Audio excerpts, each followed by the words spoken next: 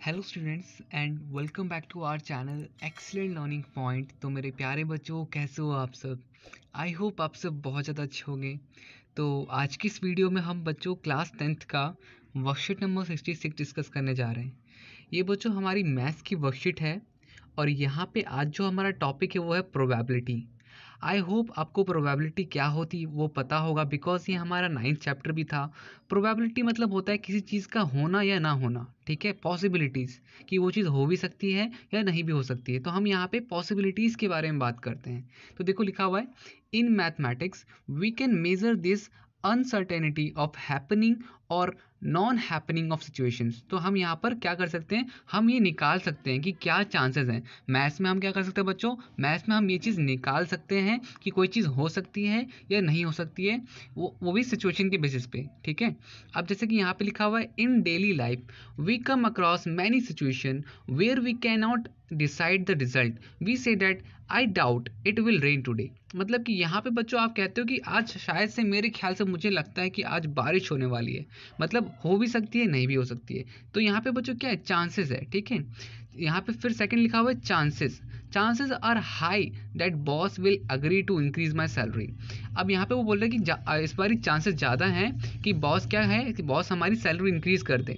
या फिर बच्चों इस बार कोविड में क्या था, तो कोविड में चांसेस ज़्यादा हैं कि बॉस हमारी सैलरी इस बार इंक्रीज ना करे, हो सकता है कम ही कर दे। तो मतलब कि कुछ भी चांसेस हो सकते हैं। तो इन्हीं सब चीज़ों को बच्चों कहते हैं प्रोबेबिलिटी, ठीक है। अब यहाँ पे probably there will be no pollution tomorrow. तो हम यहाँ पे एक तरह से एज्यूम करते हैं या मानते हैं या एक चांस, ठीक है ना। तो ये सारी चीज़ें बच्चों हमारी प्रोबेबिलिटी होती है। तो देखो यहाँ पे देखो प्रोबेबिलिटी क्या होता है बेसिकली।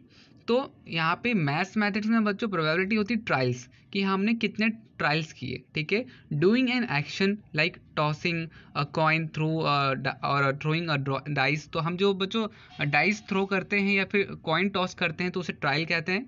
आउटकम, अब जो हम रिजल्ट चाहते हैं, रिजल्ट ऑफ द एक्शन और event, collection of some of the outcomes. तो ये बेसिकली बच्चों इन्हीं तीन चीज़ों से प्रोबेबिलिटी हमारी होती है, ट्रायल्स, आउटकम्स और इवेंट, ठीक है। तो देखो सिंपल सा फॉर्मूला है हमारा फॉर्मूला क्या है, तो प्रोबेबिलिटी का फॉर्मूला होता है बच्चों, नंबर ऑफ फेवरेबल आउटकम्स, जो जिस चीज़ की हम प्रोबेबिलिटी निकालना चाहते हैं, और divide by total number of outcomes, और टोटल आउटकम्स कितने आ सकते हैं, ठीक है। तो ये हमारा क्या फॉर्मूला होता है बच्चों, इसको आप अपनी नोटबुक में नोट डाउन कर लीजिएगा, ठीक है। Probability is equal to number of favourable outcomes upon में टोटल नंबर ऑफ आउटकम्स, ठीक है। अब बच्चों देखो इसके बाद एक चीज और है, the non happening of event E is denoted as E के ऊपर बार, ठीक है। तो बच्चों अगर कोई चीज़ हैपन नहीं हो सकती, मतलब हो ही नहीं सकती, पॉसिबिलिटी ही नहीं है वो चीज़ होने की। अब सपोज मैंने आपसे बोला कि ऐसा वीक का नाम बताओ जिसका स्टार्टिंग अल्फ़ाबेट एक्स है। तो बच्चों क्या कोई ऐसा वीक है जहाँ पे स्टार्टिंग अल्फ़ाबेट एक्स हो सकता है? अगर मैं यही टी या एम बोलता तो आप बोल सकते थे हाँ सर हो सकता है, टी से ट्यूसडे थर्सडे या फिर एम से मंडे। बट अगर मैं वही बोलूँ कि एक्स से बताओ, तो आप एक्स से नहीं बता पाओगे, ठीक है। एक्स से हमारे पास कोई भी वीक का डे नहीं होता, ठीक है। तो कोई ऐसी ऐसी चीज़ें जो कि हो ही नहीं सकता, पॉसिबल ही नहीं हो सकता, तो उसमें आप क्या डिनोट करोगे, ई के ऊपर बार, ठीक है। अब देखो बच्चों यहाँ पर फिर उसके बाद हमारे पास सम फैक्ट्स अबाउट प्रोबेबिलिटी। अब यहाँ पर देखो कुछ चीज़ें हैं। सबसे पहला, the probability of event can never be less than and greater than 1। मतलब कि जो प्रोबेबिलिटी की जो वैल्यू आएगी बच्चों, ना ही वो ज़्यादा हो सकती है एक से और ना ही कम। The value of probability of an event always lie between 1, ठीक है। तो बच्चों एक के बीच में रहता है, मतलब एक से ना ही ज़्यादा और ना ही एक से कम, ठीक है। तो 0 से 1 के बीच में होता है बच्चों, 0 से 1 के बीच में, ठीक है। 0 से ना ही छोटा होगा और 1 से ना ही बड़ा होगा, ठीक है। फिर लिखा हुआ है, the sum of the probability of all possible event of a trial is always equal to 1। अब बच्चों सपोज कोई मेरा पी इवेंट 1 हो गया, ठीक है, और पी इवेंट 2 हो गया, ठीक है। तो इन दोनों का सम क्या होगा, इन दोनों का सम मेरा 1 ही होगा। चाहे कितने भी इस तरह के इवेंट्स आ जाए, चाहे 4 इवेंट्स आ जाए, 3 इवेंट्स आ जाए, आपका इन दोनों का सम और या 3 सम 4 सम, चारों का सम क्या होगा, 1 आएगा, ठीक है। तो वही बात यहाँ पे बताई जा रही है। फिर लिखा हुआ है, the event that cannot happen is called impossible event. जो चीज़ बच्चों हो ही नहीं सकती उसको क्या कहेंगे, impossible event. The probability of impossible event is always 0। और बच्चों उसकी प्रोबेबिलिटी क्या होगी 0, ठीक है। फिर फोर्थ है बच्चों क्या कहते हैं, यहाँ पे लिखा हुआ है the event that is certain to happen is called possible event, ठीक है। और जो बच्चों हो सकता है उसे हम क्या मानेंगे, पॉसिबल, ठीक है। और जो नहीं हो सकता इम्पॉसिबल, ठीक है। और the probability of possible event is always 1, और जो बच्चों हो सकता है मतलब पॉसिबल होना तो वो हमारा 1 हो जाएगा। ये तो हो गया बच्चों हमारा क्या कहते हैं सिंपल सा प्रोबेबिलिटी के बारे में। अब हम कुछ एग्जाम्पल्स देखने वाले हैं यहाँ पर। देखो यहाँ पे थोड़ा और समझते हैं, एक एग्जाम्पल पढ़ के।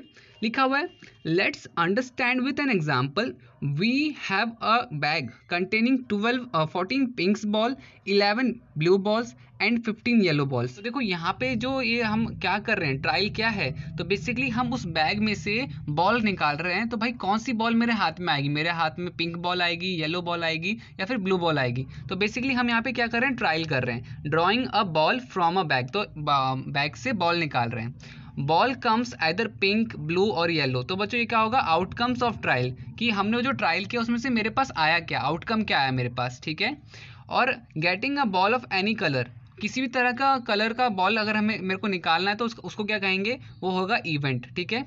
गेटिंग रेड कलर बॉल, तो वो क्या होगा बच्चों, इम्पॉसिबल इवेंट। अब आप बताओ बच्चों, जब बैग के अंदर आपका पिंक बॉल है, ब्लू बॉल है, येलो बॉल है, तो फिर रेड बॉल तो आने का कोई चांस ही नहीं है ना। तो रेड बॉल का क्या होगा, वो इम्पॉसिबल इवेंट होगा, ठीक है। तो देखो हम सारा करते हैं, सारा हमारे पास देखते हैं। पहले तो E1 को हमने मान लिया पिंक बॉल का, कि getting a pink ball. E2 को हमने इवेंट मान लिया ब्लू बॉल। E3 को हमने येलो बॉल। और E4 हमने ऐसे ही माना है, E4 को गेटिंग अ रेड बॉल। तो देखो पहले तो हम टोटल कर लेते हैं, 15, 14 और 11, ये टोटल कितना हो जाएगा बच्चों, तो ये मेरे ख्याल से बच्चों टोटल आपका 40 हो जाएगा, ठीक है। तो हमने नीचे में सबके 40-40 लिख दिया, सबके नीचे में 40-40-40, सबके नीचे में हमने 40 लिख दिया, ठीक है। अब इसके बाद बच्चों देखो हमारे पास पिंक बॉल आने के क्या चांसेस हैं, तो पिंक बॉल आने के चांसेस हैं 14/40। E2 ब्लू बॉल आने के क्या चांसेस हैं, 11/40। और फिर येलो बॉल आने के क्या चांसेस हैं, तो वो 15/40, ठीक है। तो ये तो हो गया बच्चों हमारा सारा पॉइंट में, आप इसे ऐड कर लीजिएगा तो आपके पास 1 भी आ जाएगा। और वही बच्चों रेड बॉल आने के क्या चांसेस हैं, तो 0, रेड बॉल तो एक भी नहीं है ना। तो ये हमारा इस तरह से पूरा का पूरा प्रोबेबिलिटी निकल जाता है, ठीक है। इसके बाद देखो आपसे पूछा जा रहा है ये सारा का सारा। तो सबसे पहला पूछा जा रहा है list all outcomes of choosing a day of week starting with letter W। अब आपको यहाँ पर बोला जा रहा है कि एक वीक के अंदर W वाला कौन सा होगा, W स्टार्टिंग लेटर W होना चाहिए। एक वीक में ऐसे कितने वर्ड्स आते हैं बच्चों, तो सिर्फ एक लौता वेडनेसडे ही आता है, ठीक है। तो देखो इसका आंसर आपको किस तरह से लिखना है मैं बताता हूँ। तो देखो बच्चों हमें पता है कि मंडे होता है M से स्टार्ट होता है, ट्यूसडे T से, वेडनेसडे W से, और थर्सडे, फ्राइडे, सैटरडे, संडे। तो यहाँ पे एक लौता वर्ड W ही है, वेडनेसडे ही है, जो कि एक ही बार ही आता है। तो हमारे यहाँ पे टोटल आउटकम्स क्या होंगे, तो टोटल होगा बच्चों 7, ठीक है। 7 के 7 अल्फ़ाबेट होते हैं, बट W वाला सिर्फ एक है। तो हमारी प्रोबेबिलिटी क्या आ जाएगी बच्चों, तो फॉर्मूला पहले आप लिख लेना, number of favourable outcomes upon में टोटल नंबर ऑफ आउटकम्स 1/7, ठीक है। ये हो जाएगा हमारा पहला क्वेश्चन। तो देखो यहाँ पे आपका सेकंड क्वेश्चन है what types of event it is purchase a car from bike showroom. तो बच्चों किस टाइप का इवेंट है ये। अब देखो आप ही बताओ, एक बाइक शोरूम में आप कार खरीदने जा रहे हो, ये इवेंट क्या हो जाएगा बच्चों, इम्पॉसिबल इवेंट हो जाएगा, ठीक है। तो देखो आप इसका आंसर क्या लिखोगे, इम्पॉसिबल। मैं दिखा देता हूँ। तो बच्चों सेकंड का आंसर आप क्या लिखिएगा, आप सेकंड का आंसर लिखिएगा इम्पॉसिबल इवेंट। इसके बाद जरा देखते हैं नेक्स्ट क्वेश्चन क्या दे रखा है। नेक्स्ट क्वेश्चन दे रखा है बच्चों आपका कि Ravi and Deepak are playing a game.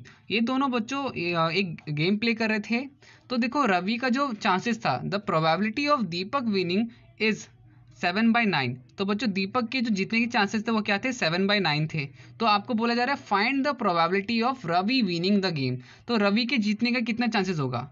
देखो बच्चों अगर मैं बोलूँ 2 टीम है, इंडिया और पाकिस्तान, ठीक है। अगर मैंने कहा इंडिया के चांसेस हैं 99% जीतने के, तो पाकिस्तान का कितना होगा, 1%, ठीक है ना। तो उसी तरह से आपको दीपक का बता रखा है, दीपक के चांसेस बता रखे 7/9 है। तो आप क्या करोगे, रवि का निकालना है। रवि का कैसे निकालोगे, जरा मैं आपको आंसर शीट में दिखाता हूँ इसका आंसर। तो देखो आपको यहाँ पर इस तरह से पहले तो आंसर लिखना है आपका, ठीक है। हमें पता है कि बच्चों जितने भी इवेंट्स होते हैं उसका सम कितना होता है, तो सम ऑफ इवेंट 1 और सम ऑफ इवेंट 2 हमने 1 मान लिया। हमें पता है इन दोनों इवेंट का सम कितना होगा, 1 होगा। तो हमने E1 किसको माना, तो हमने वो दीपक की विनिंग की प्रोबेबिलिटी को E1 माना, ठीक है। अब रवि को हमने E2 मान लिया, ठीक है। अब यहाँ पे बच्चों क्या होगा कि हमें इसका तो पता है दीपक का 7/9 है, यहाँ पे हमने यहाँ पे इसका नहीं पता, तो इसको हम सेम रखेंगे 1। और ये जो बच्चों यहाँ पे ये जो नंबर है हमारा इस तरफ चले जाएगा, तो 1 - 7/9 क्या हो जाएगा हमारे पास, ये 9 हमारा इधर बच्चों एलसीएम लेंगे, 9/7 इधर आ जाएगा 2/9। तो बच्चों इसका चांसेस कितना होगा, तो इसका चांसेस होगा 2/9, ठीक है। तो रवि की विनिंग प्रोबेबिलिटी हमने निकाल ली।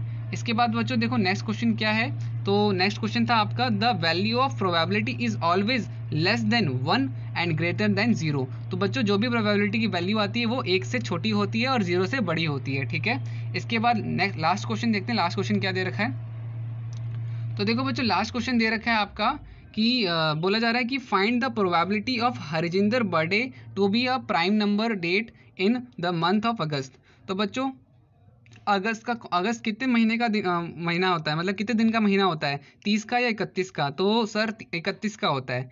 अब बोले जा रहा है कि हरजिंदर जो है ना उसका बर्थडे प्राइम नंबर पे आता है, मतलब कि कोई होगा शायद से 2 या 3 या फिर 5 तारीख को आता होगा। तो बोले जा रहा है प्रोबेबिलिटी क्या है, कौन से दिन उसका बर्थडे हो सकता है। तो देखो हमने क्या किया, पहले तो हमने ये निकाला कि अगस्त में कितने दिन होते हैं, अगस्त में टोटल 31 दिन होते हैं। तो प्राइम नंबर कौन कौन से दिन आएंगे, 2, 3, 5, 7, 11, 13, 17, 19, 23, 29, 31, ठीक है। तो हमने सारे प्राइम नंबर्स निकाल दिए उस महीने के।